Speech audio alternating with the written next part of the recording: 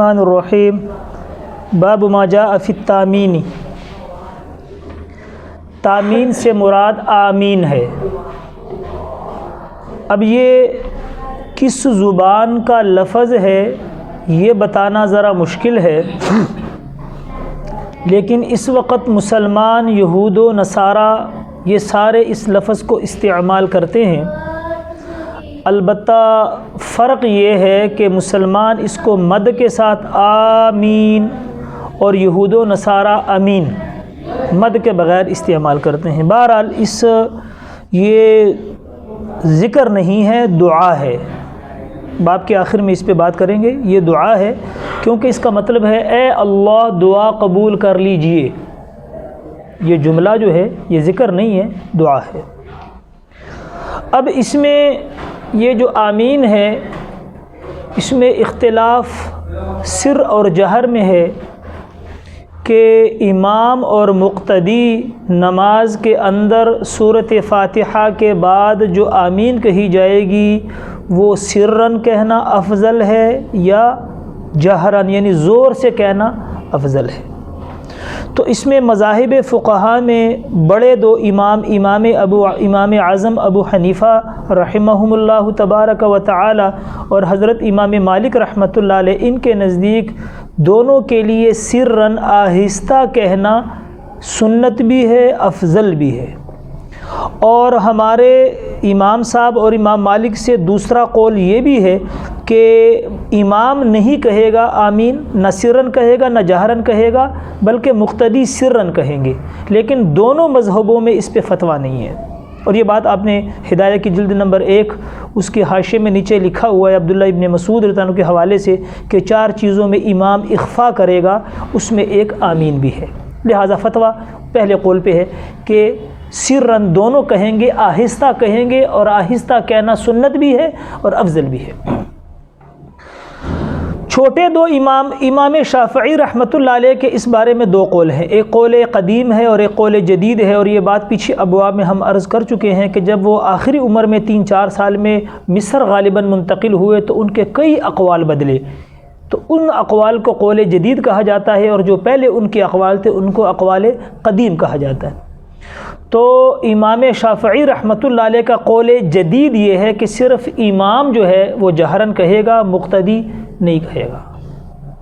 تو یہاں پر اگر اس قول کو لیا جائے، اگرچہ شوافی نے اس پہ فتویٰ نہیں دیا، لیکن یہ قول ان کا جو ہے وہ جدید ہے، اور یہ اس بات کی طرف جا رہا ہے کہ وہ پچھلے قول سے رجوع کر چکے ہیں۔ تو یہ قول اگر ملایا جائے تو 3 امام ایک طرف ہو جاتے ہیں کہ مقتدی سرًا آمین کہے گا، یعنی مقتدی آمین آہستہ کہے گا، 3 بڑے امام ایک طرف ہو جاتے ہیں۔ اور ان کا قول قدیم اور امام احمد ابن حنبل رحمۃ اللہ علیہ کا مذہب یہ ہے کہ مقتدی اور امام دونوں آمین زور سے کہیں گے، دونوں آمین زور سے کہیں گے۔ حدیث اس باب میں جو واضح حدیث ہے اس مسئلے میں وہ وائل ابن حجر رضی اللہ تعالیٰ عنہ کی حدیث ہے۔ یہ وائل ابن حجر رضی اللہ تعالیٰ عنہ یمن کے رہنے والے تھے اور یمن کے نوابوں میں تھے۔ یہ یمن بہت بڑا علاقہ تھا، اس کو حضور پاک علیہ الصلوۃ والسلام نے 2 حصوں میں تقسیم فرمایا۔ ایک حصے پہ ابو موسیٰ اشعری رضی اللہ تعالیٰ عنہ کو گورنر بنایا، ایک پہ حضرت معاذ بن جبل رضی اللہ عنہ کو گورنر بنایا، جن کا تفصیلی واقعہ آگے آئے گا۔ پھر ان دونوں حضرات پہ پیچھے سے قاضی مقرر کیا حضرت علی رضی اللہ تعالیٰ عنہ کو۔ تو ان 3 حضرات کی محنت سے وائل ابن حجر رضی اللہ عنہ مسلمان بھی ہوئے۔ پھر ان 3 حضرات کی ترغیب سے وائل ابن حجر رضی اللہ عنہ نے ارادہ کیا کہ میں مدینے جا کے حضور علیہ الصلوۃ والسلام سے ملاقات اور زیارت کر لیتا ہوں۔ لہٰذا جب یہ یمن سے چلے ہیں، 3 دن کا سفر مدینے کا رہ گیا، تو اللہ جل جلالہ نے حضور پاک علیہ الصلوۃ والسلام کو بذریعہ وحی یہ خبر دی کہ وائل ابن حجر جو یمن کے بڑے نوابوں میں ہیں وہ آ رہے ہیں۔ لہٰذا حضور علیہ السلام نے بڑی خوشی کا اظہار فرمایا، آپ استقبال کے لیے مدینہ سے باہر نکل گئے، اور آپ نے بالکل اپنے پیچھے حضرت وائل ابن حجر عنہ کے لیے مصلی مقرر کیا۔ یہ اس باب میں، اور یہ واقعہ اسی باب کا ہے، یہ جو حدیث کا ہے کہ حضرت وائل ابن حجر جو کہتے ہیں کہ میں نے حضور سمیت رسول اللہ صلی اللہ علیہ وسلم قرأ غیر المغضوب علیہم ولا الضالین وقال آمین ومد بها صوتہ، یہ اسی کا واقعہ ہے، اسی مرتبہ کا۔ تو بالکل پیچھے اپنے لیے ان کو جگہ مقرر کی۔ چھوٹے اماموں نے یہاں سے استدلال کیا ہے کہ بھئی یہاں حضور علیہ الصلوۃ والسلام نے آمین کو آواز کھینچی، یعنی زور سے آمین کہی، اسی سے وہ استدلال کرتے ہیں۔ اور چونکہ یہاں مقتدیوں کا ذکر نہیں، تو امام شافعی رحمۃ اللہ علیہ کا جو قول جدید ہے کہ بھئی آمین امام کہے گا، مقتدی نہیں کہیں گے، کیونکہ مقتدیوں کا ذکر نہیں ہے۔ بہرحال اب بڑے اماموں کی احادیث اور دلائل بیان کرنے سے پہلے یہاں پر تھوڑا ایک مسئلہ ہے، وہ سمجھ لیتے ہیں کہ سند میں سلمہ بن کہیل جو ہیں رحمۃ اللہ علیہ، وہ ایک بزرگ ہیں۔ اب ان کے جو آگے شاگرد ہیں دو، ان میں اختلاف ہو گیا ہے۔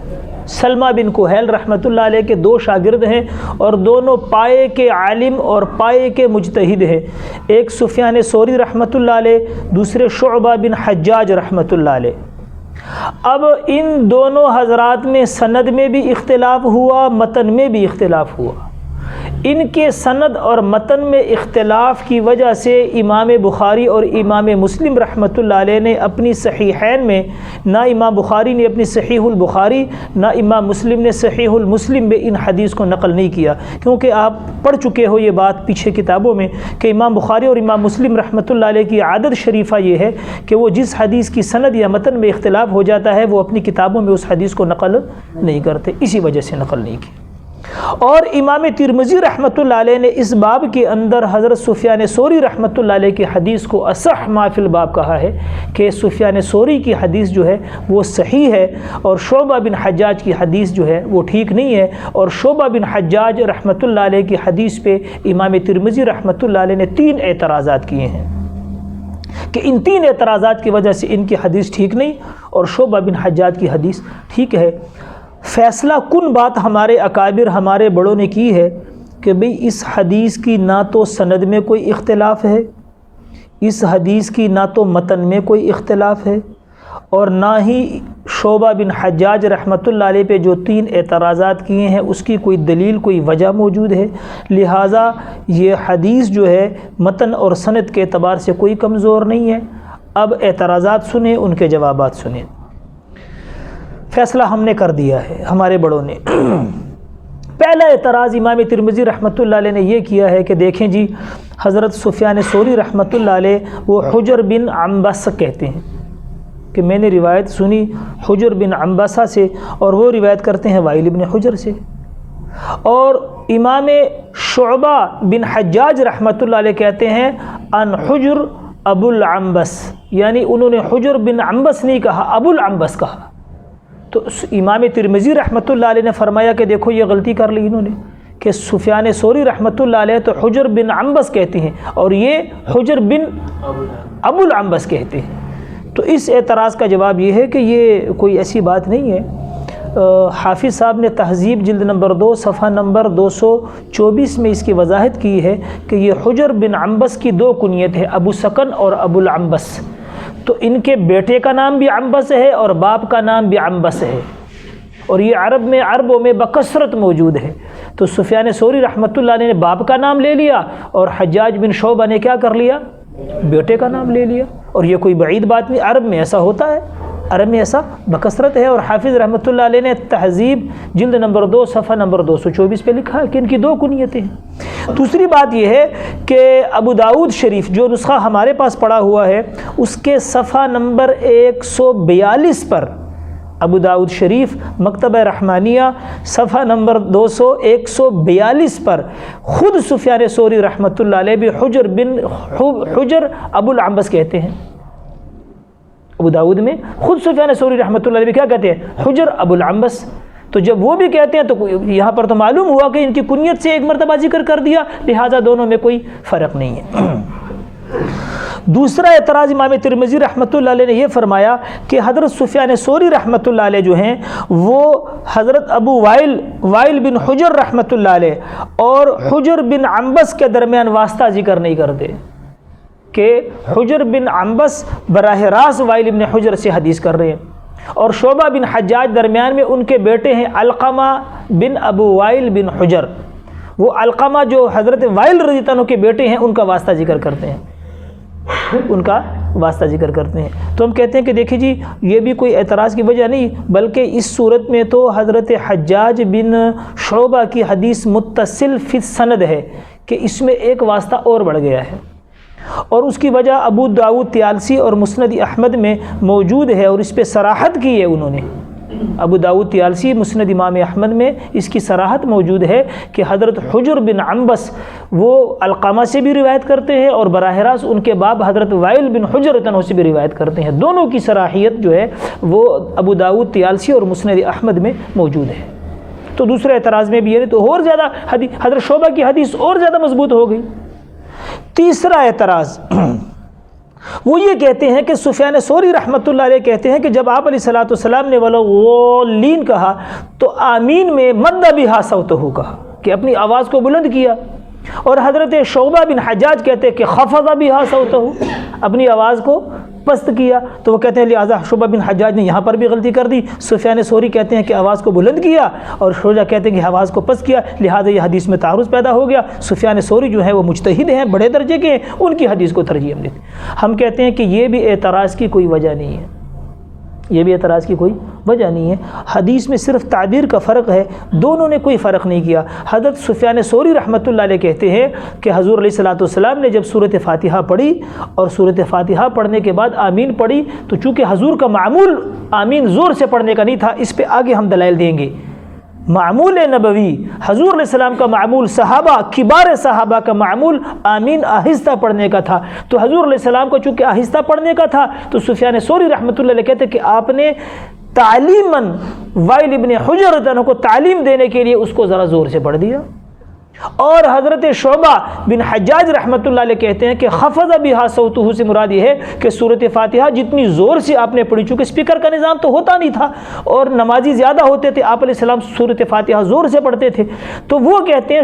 شعبہ بن حجاج کہ جتنی زور سے فاتحہ پڑھی آمین اس سے ذرا کم آواز میں گئی۔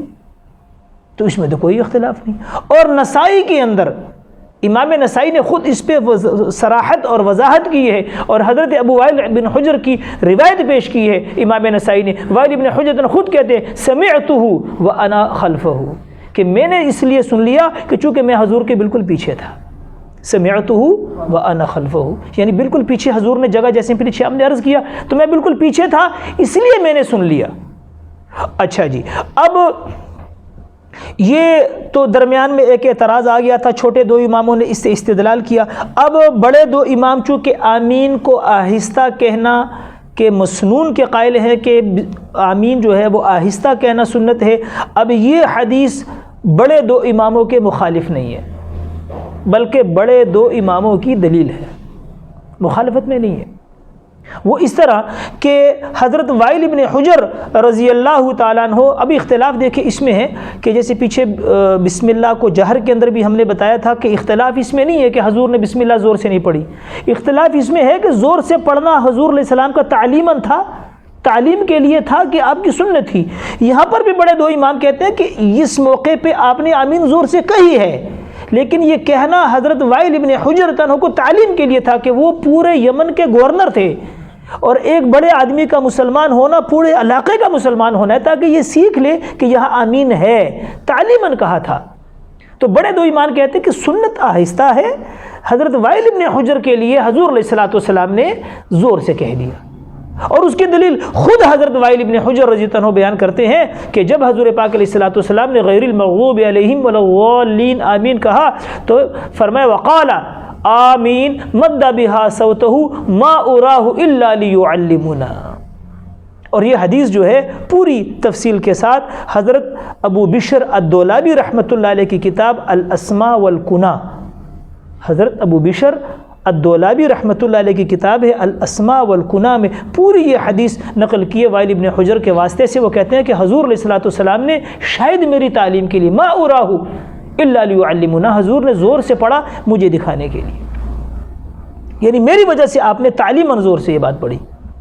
اور دوسرا جو ہے وہ یہ بھی ہے کہ یہ وائل ابن حجر تنہو جو تھے وہ 20 دن تک رہے، اور 20 دن کے اندر وائل ابن حجر رضی اللہ عنہ جو ہے نا وہ خود کہتے ہیں، طبرانی کے اندر حدیث موجود ہے طبرانی میں، اور اس طرح معجم زوائد جلد نمبر 2 صفحہ نمبر 113، اور اسی طرح جو ہے نا حافظ ابن حجر رحمۃ اللہ علیہ کی کتاب ہے شرح المذہب للدینیہ، یہ زرقانی کی شرح ہے، اور اس میں جلد نمبر 7 صفحہ نمبر 113 پہ حدیث موجود ہے کہ حضرت وائل ابن حجر رضی اللہ عنہ کہتے ہیں فلما انصرف رسول اللہ صلی اللہ علیہ وسلم فلما فرغ من الفاتحة الكتاب قال آمین مد بها صوته 3 مرات، او کما قال، کہ حضور علیہ السلام نے دعا لینا آمین کے بعد آمین 3 مرتبہ کہی۔ اب اس سے ظاہر تو یہ ہوتا ہے کہ آپ نے 3 مرتبہ اسی ایک رکعت میں کہی تاکہ ان کو پتہ چل جائے، لیکن حافظ ابن حجر رحمۃ اللہ علیہ نے زرقانی کی شرح میں یہ لکھا ہے، اور اسی طرح جو ہے وہ مجمع زوائد جلد نمبر 2 صفحہ نمبر 113 پہ لکھا ہے، اور علامہ معجب طبرانی نے لکھا ہے، وہ یہ کہتے ہیں کہ نہیں، اس کا مطلب یہ ہے کہ 20 دن میں صرف 3 نمازوں میں کہا آپ نے، 20 دن میں صرف 3 نمازوں میں آپ نے کہا، باقی آپ نے صرف فرمایا۔ ہم کہتے ہیں چلو یہ بات بھی مان لیتے ہیں کہ اگر آمین جہر سے ہوتی تو حضور ساری نمازوں میں پڑھتے، 3 نمازوں میں کہہ کے وائل ابن حجر کے لیے بھی صرف 3 مرتبہ آپ کی مان لیتے ہیں کہ 3 مرتبہ کہا پھر اس کے بعد چھوڑ دیا۔ اب دلیل بڑے 2 اماموں کی یہ ہے کہ حضور علیہ الصلوۃ والسلام کے پیچھے 10 سال تک جم غفیر بڑے بڑے صحابہ جو مجتہد درجے کے ہیں، جن میں سے 13 تو فقہا مجتہدین ہیں اور باقی اتنے بڑے بڑے علماء فقہا ہیں، کسی سے بھی کوئی صریح صحیح حدیث میں نہیں ہے کہ آمین حضور علیہ السلام اور صحابہ زور سے پڑھتے تھے۔ صرف وائل ابن حجر کی روایت ہے، کوئی صریح صحیح روایت ان کے علاوہ نہیں ہے کہ صحابہ نے، اور کبار صحابہ پڑھتے بھی نہیں تھے، اور حضور علیہ السلام کا معمول بھی نہیں تھا۔ حضور علیہ السلام آہستہ پڑھتے تھے، صحابہ آمین آہستہ کہتے تھے، یہ حضور کا معمول تھا، اور اس معمول کو خود وائل ابن حجر کہہ رہے ہیں کہ ما اراہ الا لیعلمنا، کہ میری تعلیم کے لیے حضور نے ایسا کیا، خود وہ بھی کہہ رہے ہیں۔ تو حضور کا معمول اس بات، اس مواظبت، حضور علیہ السلام جس کام پہ مواظبت کرتے ہیں وہ تو واجب ہوتا ہے، تو مواظبت نبی کبار صحابہ کی ترتیب یہ ہے کہ آمین کو آہستہ کہنا چاہیے، آمین کو آہستہ کہنا مسنون ہے۔ اور دوسری بات یہ ہے کہ عقلی طور پہ بھی دیکھا جائے کہ نماز میں جتنے بھی اذکار ہیں، نماز میں جتنے بھی اذکار ہیں سوائے فاتحہ کے اس میں سر ہے، اور سوائے تکبیرات انتقالی نے اللہ اکبر، وہ تو ضرورتاً ہم زور سے کہتے ہیں تاکہ مقتدیوں کو پتہ چلے کہ امام صاحب اس وقت رکوع میں چلے گئے، تو تکبیرات انتقالیہ کے علاوہ باقی جتنے بھی اذکار ہیں وہ نماز میں کیا ہے؟ سرن ہے، تو بھئی آمین بھی سرن ہوگی۔ دوسرا جملہ شروع میں ہم عرض کر چکے ہیں کہ یہ ذکر نہیں دعا ہے، اور دعا میں اللہ جل شانہ نے قرآن میں کیا فرمایا؟ ادعوا ربکم تضرعا وخفیا، کہ دعا اللہ سے گڑ گڑاتے ہوئے اور آہستہ مانگو۔ تو اگر ذکر ہے، آمین ذکر ہے، تب بھی سوائے فاتحہ اور اللہ اکبر کے کوئی ذکر میں جہر نہیں ہے، اور اگر یہ دعا ہے تو دعا میں اللہ جل شانہ نے فرمایا کہ بھئی کیا ہے کہ اللہ کے ساتھ آہستہ اور گڑ گڑا کے مانگو۔ اور تیسری بات اور آخری بات یہ ہے کہ کبار صحابہ میں سے کوئی بھی آمین بالجہر کہنے کا قائل نہیں ہے، سارے ہی آہستہ کہتے تھے۔ لیکن وہی بات صغار صحابہ نے جب وقت گزر گیا اور یہ عمل حضور علیہ السلام اس زمانے میں کتابیں تو تھی نہیں، تو بعض صغار صحابہ نے اس آمین بالجہر پہ عمل اس لیے کیا تاکہ لوگوں کے سامنے یہ حدیث بھی رہے کہ حضور نے یہ عمل 2 مرتبہ یا 3 مرتبہ کیا ہے۔